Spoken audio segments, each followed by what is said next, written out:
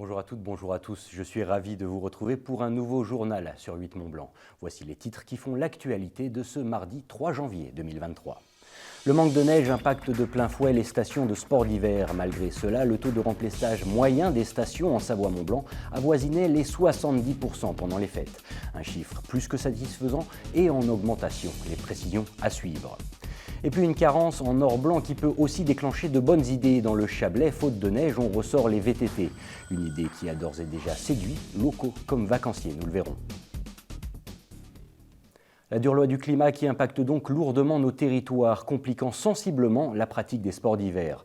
Pourtant, loin d'être abattus, plusieurs destinations gardent le sourire. Cela grâce à une forte fréquentation pendant les fêtes, proche des records. C'était notamment le cas au cœur du Beaufortain, où les touristes sont venus en nombre, et ce, malgré une météo des plus capricieuses, on peut le dire. Reportage.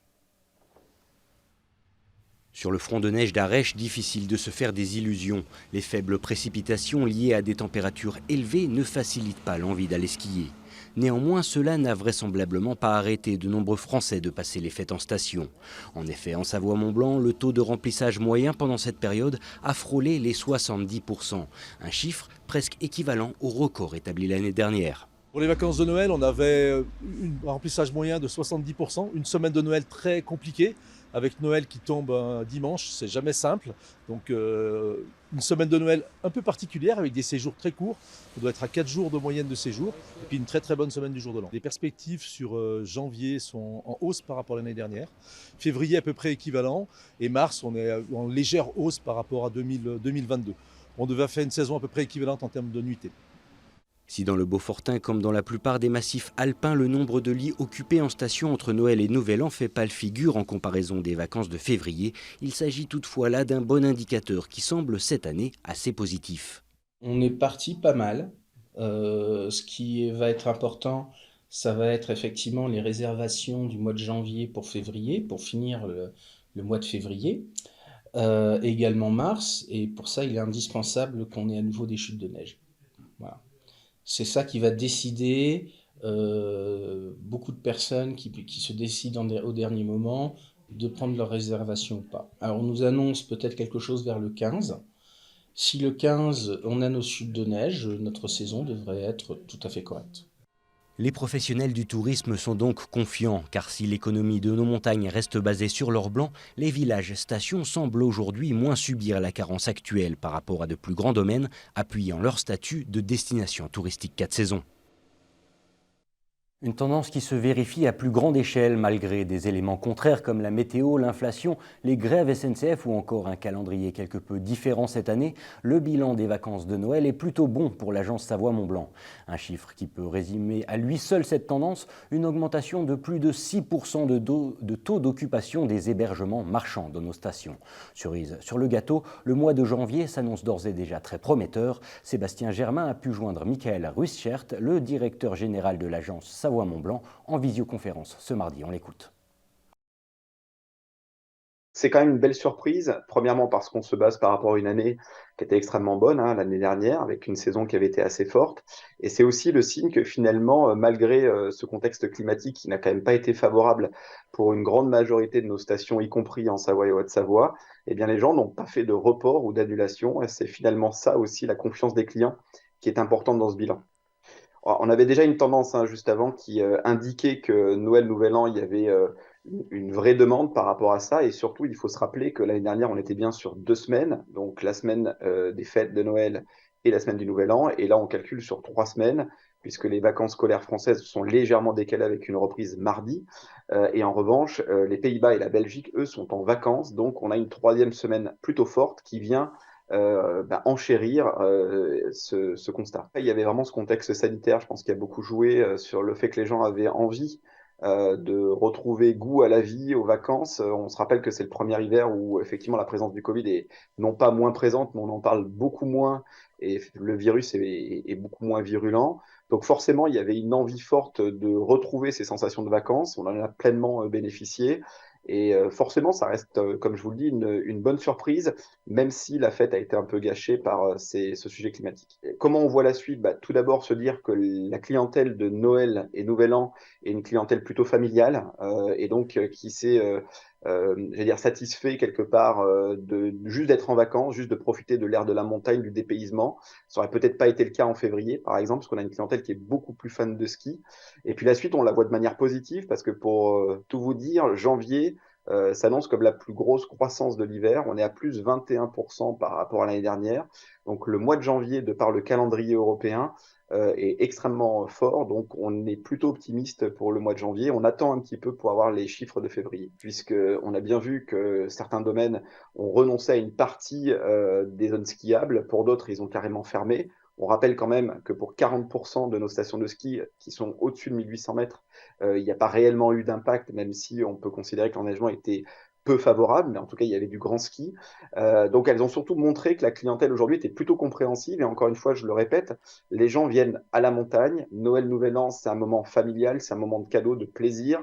C'est un moment de bonhomme de neige, de raquettes, de rando et de ski.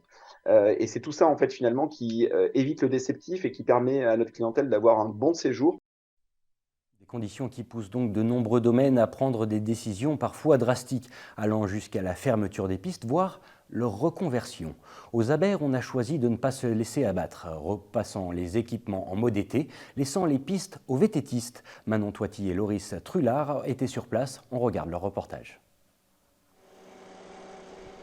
Le vélo était déjà bien rangé au chaud, prêt à reposer jusqu'au début de l'été.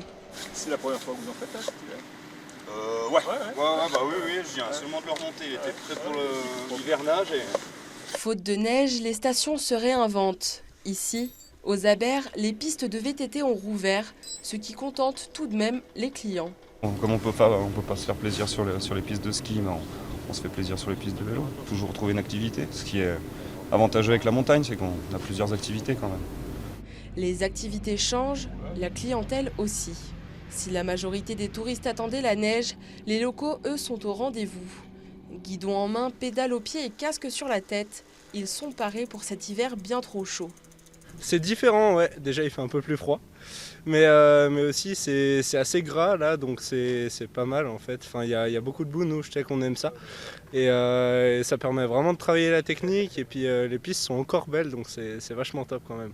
C'est sûr que ça aurait été bien quand même qu'il y ait de la neige, parce qu'on skie beaucoup aussi, et donc c'est vrai que c'est quand même un manque par rapport au vélo. Après des vacances de Noël sauvées in extremis, la station s'est adaptée.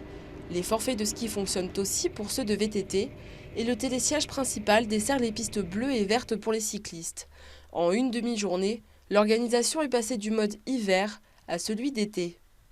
On a fait un état des lieux de nos pistes VTT, qui ont été d'ailleurs très bien conçues, parce que voilà, l'eau a été évacuée très rapidement de nos pistes, donc on a pu les rouvrir très rapidement. Donc on a procédé par le balisage des pistes, et puis donc du haut en bas, la sécurisation des pistes, et puis également donc la transformation du télésiège avec les portes vélos qui ont dû être ajoutées très rapidement, et puis l'aménagement des gares de départ et des gares d'arrivée également. L'avenir du ski en moyenne montagne interroge, mais la direction de la station n'est pas inquiète. Elle mise sur le sport 4 saisons. Le ski reste bien entendu une activité principale, on est bien d'accord là-dessus. C'est pas la première année où on n'a pas de neige, ça sera pas la dernière. Et il y en a eu tout au long du siècle. Aujourd'hui, l'économie fait que le ski, on est très attaché à ça et on regarde tout de suite l'enneigement. Mais il faut savoir que ce n'est pas d'aujourd'hui, donc il faut savoir nous mobiliser pour savoir nous adapter et faire plaisir à nos clients. Les Abers espèrent aussi créer davantage de pistes vertes de VTT pour pouvoir accueillir plus de familles tout au long de l'année. Inauguré il y a presque 4 ans, le réseau ferroviaire du Léman Express poursuit année après année son développement auprès de nouveaux publics. Désormais fréquentée par près de 60 000 usagers journaliers, cette liaison ferrée franco-suisse est d'ailleurs aujourd'hui victime de son succès. Dans un communiqué de presse, l'association Rail Dauphiné Savoie-Léman explique qu'en heure de pointe et durant les week-ends, les rames du Léman Express sont bondées, compliquant donc de fait le transport des nombreux passagers. Une situation qui, selon l'association, serait en partie réglée par la mise en service de plus de trains, comme nous l'a expliqué le vice-président de l'association Rail Dauphiné Savoie-Léman. Il a répondu aux questions de Luc Haruch. Plus de trains en flanc de journée, donc en début de matinée et en fin de soirée. Donc pour ça, il faut des rames en plus. Et on demande des compositions renforcées en heure de pointe, donc c'est-à-dire des rames doubles en permanence, voire des rames triples sur la ligne 1, donc c'est la ligne du Chablais, puisque les rames doubles sont déjà saturées. Et donc pour ça, il faut l'anticiper, il faut acheter des nouvelles rames. Donc on a pris une photo qui était un petit peu anecdotique, mais en même temps illustratoire de la situation délirante. Comme quoi on manque de matériel partout. On a vu des rames du Léman Express à Lyon le week-end dernier. Donc c'est des choses qui poseraient pas de problème si on était en surplus de matériel en Haute-Savoie. Mais sauf que comme on est en manque cuisant de matériel sur le Léman Express, c'est quelque chose qui n'est pas tolérable.